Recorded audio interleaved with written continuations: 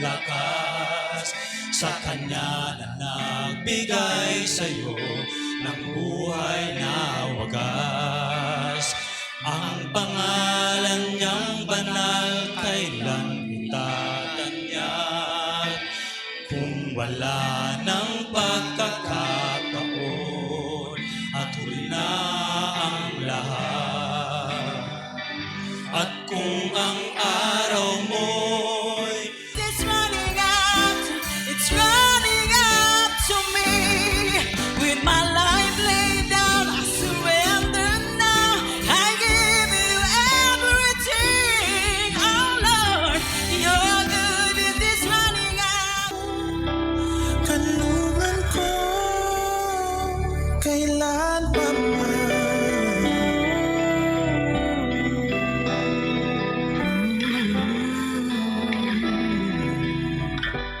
Cause you're strong, praise cause you're brave, praise cause you're always defeated the grave.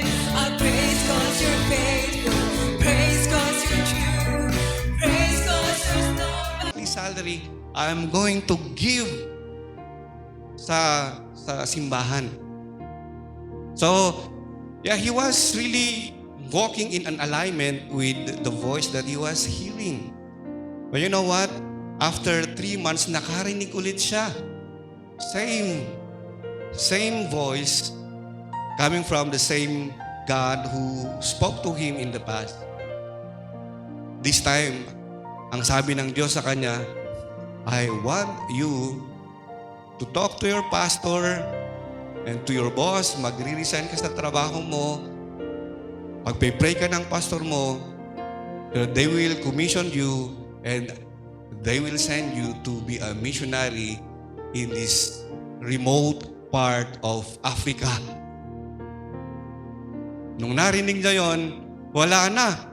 Medyo na-shake yung faith niya sa Panginoon. He started to bargain with God. Sabi niya, Lord, kahit na lahat ng ipapagawa mo sa akin, basta huwag lang yung pumunta sa Africa. Kahit na ako na lang ang maglilinis ng sapatos ng pastor namin. Kahit na akong maghahanda ng communion cups every communion service. Kahit na yung 30% gagawin ko siyang 50%. Just don't, please just don't send me to Africa. So anong matututunan natin sa story na yon? Napakahirap ang sumunod kung yung degree of difficulty ay napakataas na. Hindi ba? Natutulog na yata lahat ako yung lahat. Puro yung nakikita ko yung hindi na itim. Yung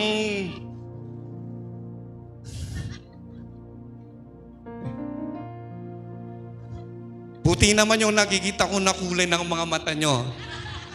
Napagod yata kayo nag-praise and worship kanina. Bawasan yata natin ang praise and worship para makapag-focus tayo sa Word of God. Right? Anyway, sige, let's go. Mahihirapan ba kayo sa inyong pagsunod sa Panginoon ngayon? Hindi pa. So, the Lord God will bring you there. It's going to be a series of testings. Hanggang kailan natin kayang sundin ang salita ng Panginoon. Anyway, number 1, na take away natin dito. Lapit na ako. I'm almost past half. The obedience of Christ provided righteousness. We needed to be justified by God. Para pakawalan ako. Listen, Lord, sabi ko sa kanya talaga. Dahil po sa healing ko, dahil po sa medical condition ko, lumambot yung puso yung isang immigration, pero yung dalawa, masungit. Dahil tinitingnan nila talaga yung record ko, kinausap yung doktor na kung pwede akong pawa o pag-istiin doon. Sabi yung doktor, pwede niyong pauwiin yan, Pero bilis-bilisan nyo kasi hindi pwedeng magtagal dyan. At sa heart failure siya. Kaya sabi ko, Panginoon, napakabuti. Naawa yung isang officer. Pinakawalan po ako at nakatatlong araw po ako doon. Kaya praise the Lord talaga. Kaya sabi dito sa chapter